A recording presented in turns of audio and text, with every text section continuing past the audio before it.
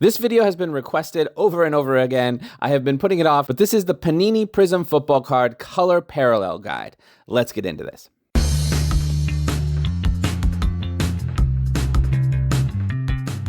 All right, so at the time I'm making this, they haven't released 2024 Prizm Football yet, so this is going to be for 2023, and it's kind of late in the season, so hopefully this is still useful. It should be useful even if 2024 has come out by the time you're watching this video, because usually there's just minor tweaks from year to year, maybe a few different chase cards, something like this, but I think this should still be useful. Maybe if there's enough demand, I'll make one for 2024 Prizm Football when it comes out as well, but this is going to be for 2023. So in 2023 Prizm Football, there are 71 different parallel cards of the base cards. We're looking specifically at the base cards, and that includes all of the numbered cards, all of the unnumbered cards, and also all of the base card autographs. Just to have an example of how many there has been in the past, last year there was 61. If we go back a few years before that, in 2018, there was 22 of them, and in the first year of Prizm, back in 2012, there was only 6 of them. Okay, so with all that in mind, of these 71 parallels, 47 of them are numbered parallels. We'll look at these, and 24 of them are unnumbered parallels.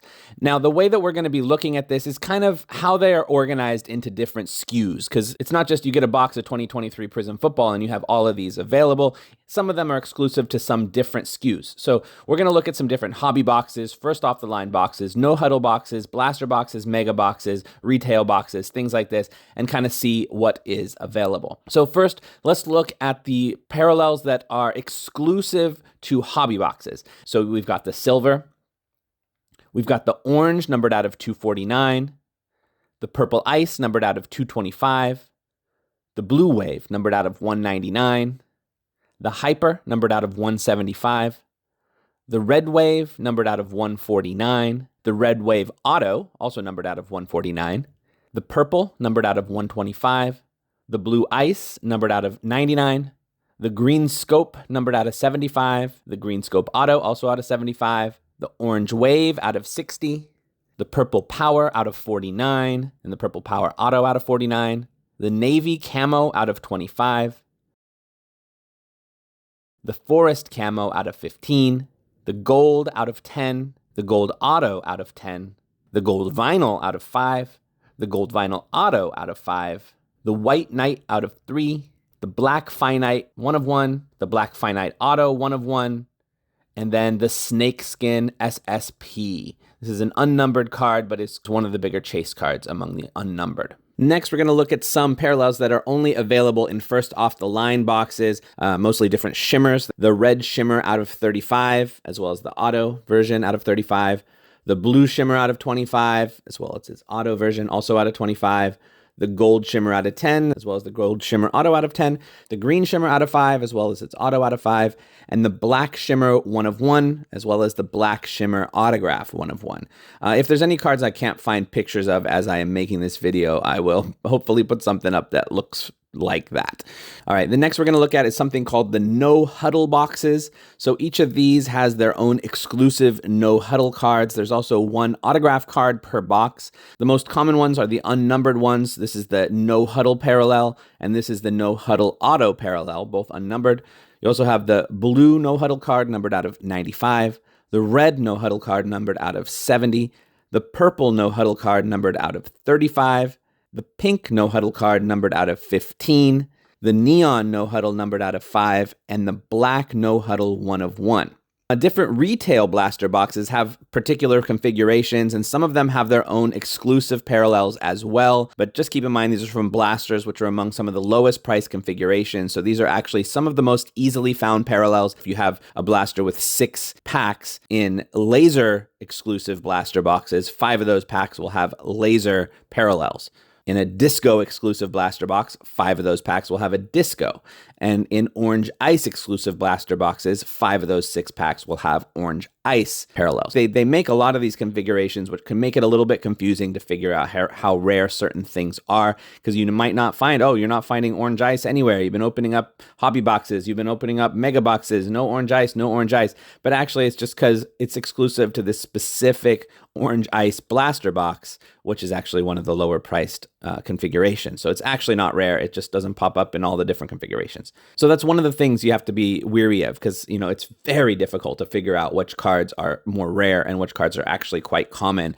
So with the unnumbered things, basically, I would suggest that unless there's something that is specifically identified as a chase card, like the snakeskin, or that comes in its own special packs, like we'll look at some of the sparkle cards later, any of the other unnumbered cards, for the most part, are not going to be chase cards. I mean, depending on what you're looking for, of course, everybody has their own interests, but this is just the general kind of the way I would describe it. Just like the blaster boxes have their own particular configurations, the mega boxes also have their own configurations, each with different exclusive prisms. Silvers are also going to be common in these mega boxes. These mega boxes are actually officially considered a hobby release, though some people consider them a retail release.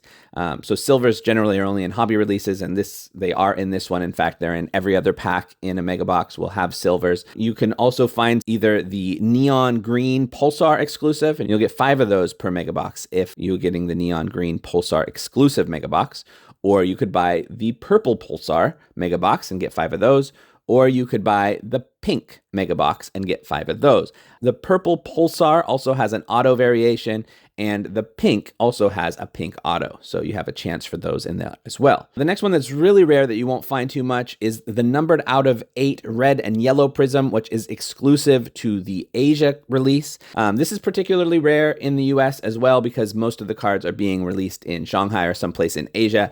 So a lot of them stay in the Asian market. The football market is generally much more popular in the US. So some of these cards do make their way into the US market. These aren't like, unfound. Like, you can find them. They're just a little bit harder to find since they don't get released in the same way as some of these other sets. And then the other one we're looking at here, this is going from one of the most hard to find to one of the easiest to find. This is the red, white, and blue prism, which is found in retail jumbo value packs. There's also various configurations of retail boxes that are going to include a number of different parallels. For example, there is the black and white checker. This is one that you have to be a little bit careful about. I think a lot of people think of this as particularly rare, but actually there's some retail configurations that have 3 of these per box. So you got to be careful. I think they sometimes hide, the resale price can sometimes fool you. You can look at a black and white checker card and see that a lot of them are selling for quite high.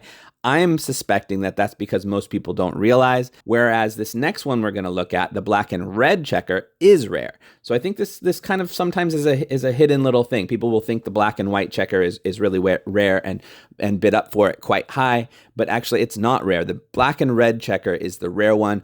It's suggested when I look around that this might be a case hit. I don't know for sure, but generally this is harder to find. Currently, it doesn't necessarily mean that it's selling for that much different than the black and white checker. But again, I think that's because people don't know the pack odds and they're getting fooled by it. It's a crazy world out there, guys. Next, we're going to look at a couple of exclusives to retail hanger boxes. These won't show up in every hanger box. So some of the other exclusives we looked at in like mega boxes and blaster boxes, you'd find a bunch of them in one box. These ones are going to show up more rarely, and that is the purple wave, numbered out of 99, and the gold wave, numbered out of 10, which are exclusive to hangers. Next, we're going to look at a few that are exclusive to kind of their own packs that are bought separately. It's one you can't just find on your own in some sort of retail or hobby configuration.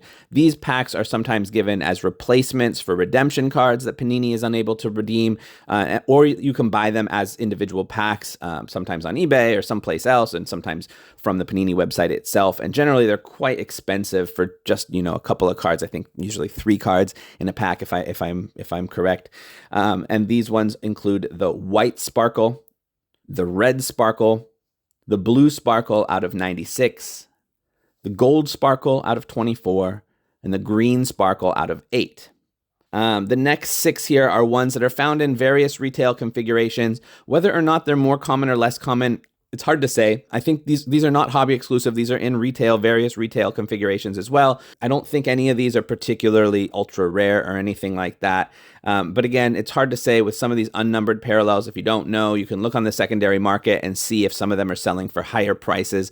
But again, you have to be a little careful about that because in a world where rarity is often kept hidden, sometimes people will pay higher for something thinking it is rare when it actually isn't that rare. So you'd have to be a little bit careful about that. But as far as I can tell, these ones are not super rare. This includes the blue prism, the green ice, the green wave, the press proof, and the red. All right, and that brings us up to just the last 2, and these 2 go hand in hand. In each 2023 Prizm Football Premium set, It comes with the entire set of all cards, all of the base cards, each of them numbered to 400, and these are called the Pandora Prisms. So even though these are out of 400, if you're looking for these cards on the secondary market as single cards, it's hard to say what the price is going to be. They have different market dynamics because it's not that they're just a single card out of 400 pulled from a pack. It's that somebody bought the entire set numbered out of 400. So the math that ends up happening sometimes it makes the value of this card. It doesn't necessarily follow the same math that other like pack pulled products, pack pulled cards might have. But then within each of these premium sets, there is also one of one Black Star Prism included. There was actually 6 different one of ones in this set. So this was all 71. I think that was all 71. I started to lose track. If I missed anything, let me know. With how many there are, even though I'm spending so much time on making this video, it's still entirely possible that I missed something or put something in the wrong place. It's crazy to me how much research is required to put together a video like this. It shouldn't be this hard to figure out. Even the websites that have checklists don't make it very clear where some of these boxes can be found, or don't give much highlights or much clue to kind of decide which ones are going to be more rare or less rare. My general, not just for this release, but my general feel for a lot of these releases is if it's a numbered parallel, you kind of know how rare it is. It's going to be in different configurations, but it's generally, its rarity is easy to figure out. For the unnumbered parallels, it's always a little harder to figure out, but generally it seems like the trend is when you don't know, when hobbyists don't know, the unnumbered ones all kind of like bunched together over time in value, kind of, except for some that stand out as particularly rare. Like the snake skin is a good example, or like if there's an autograph version or something like that. Or if it's like from these ultra rare or expensive packs, like the sparkle packs or something, they have their own market dynamics and their own resale price. It's kind of separate from everything else. But a lot of the other ones, it seems to me, they eventually end up kind of molding together into like one big blob of the unnumbered parallels. So, that's just kind of my take on it. But anyway, this was a long video, as it had to be. This was made specifically because there was a number of people who were requesting this one. If you have any other requests for this kind of video, please do let me know. It does seem like these are the most commonly watched videos on my channel, so clearly there's a need for something like this. So I will try to continue making videos like this in the future when I am inspired to do so, but it is not easy, y'all. So I am not enjoying making this video, so please hit that like button to just appreciate the labor I put in with this thing. So I will see you in the next video. Peace.